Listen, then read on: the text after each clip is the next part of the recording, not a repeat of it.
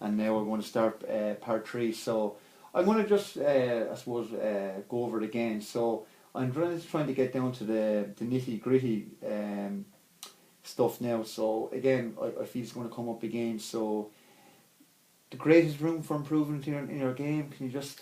The greatest room for improvement, I feel, as I said before, is striking. Okay. I want to work on striking. I want to improve striking overall. Just striking, the skill of striking, the technicality of striking, striking on the run.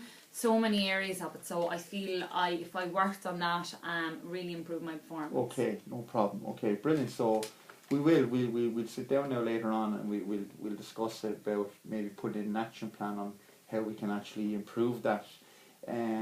I suppose I'm just going to go back to me, because I'm going to be working with you, and I know I haven't worked with you in a number of years now, but looking back on my coaching style with yourself, is there anything that I can improve to make you a better player? Coaching style to make me a better player, maybe probably spending a few more coaching sessions, giving me individual coaching sessions on a one-to-one basis would really help improve my performance overall. And just, during them coaching sessions, just really giving me detailed feedback, which, would really help on my striking. Okay.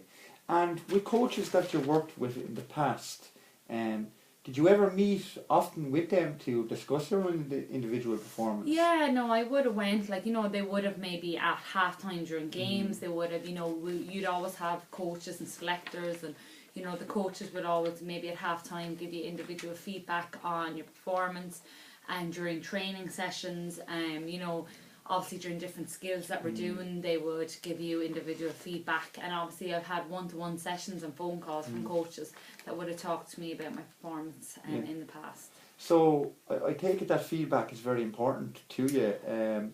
I suppose when you have performed well, and you have a lot of the times, how do you know you actually perform well? Does someone tell you, or? Yeah, I think it's both that, you yourself, when you've performed well, when you're playing a game so long, when you feel that maybe you didn't have a good game and certain things didn't go well for you, and, there's, when you played well, maybe due to, you've contributed to a win in a match, or that your player hasn't scored anything off you, but a big part of it is when you're playing for your club team, you're going to get a lot of feedback through coaches, selectors, your teammates, and also, as I said, it's a community, so through your parish you'll have neighbours, and you'll have parents, and you'll have family. Everyone will be giving you feedback, but I suppose after every match, probably for me, it's the feedback, it's from the coach, the manager, that I really listen to, and they'll give me what I did well in the game and what I can improve on. Perfect. Okay, so that's very good. And now have a think back again to what do you think what things in particular help you play well? What helped me play well? Well, as we talked a lot there about feedback, I think feedback helped me play, getting feedback during a game situation, at half time and stuff, if I'm doing something wrong, they can, give me feedback how to improve it, and that can help me play well.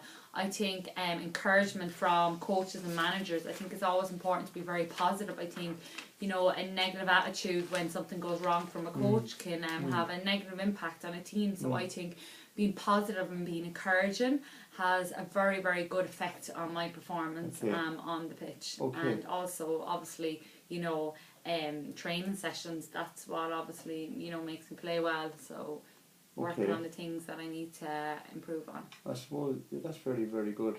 If you're to look at an area of, I suppose, the question that I ask you, why do you play the game of hurling, and what gives you the biggest thrill in playing?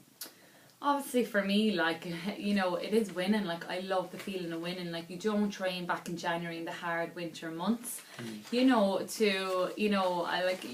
it's for, I enjoy the game, and it is for the enjoyment of the game, but for me, at the end of the tunnel, there is something there that I want, and that's a win, to become champions of our division in the county final. So that is the biggest, thrill and the biggest push for me, and to spend all them winter months out there training. Okay, perfect. Okay, so that ends that part now, so we're just going to move on then into the next part.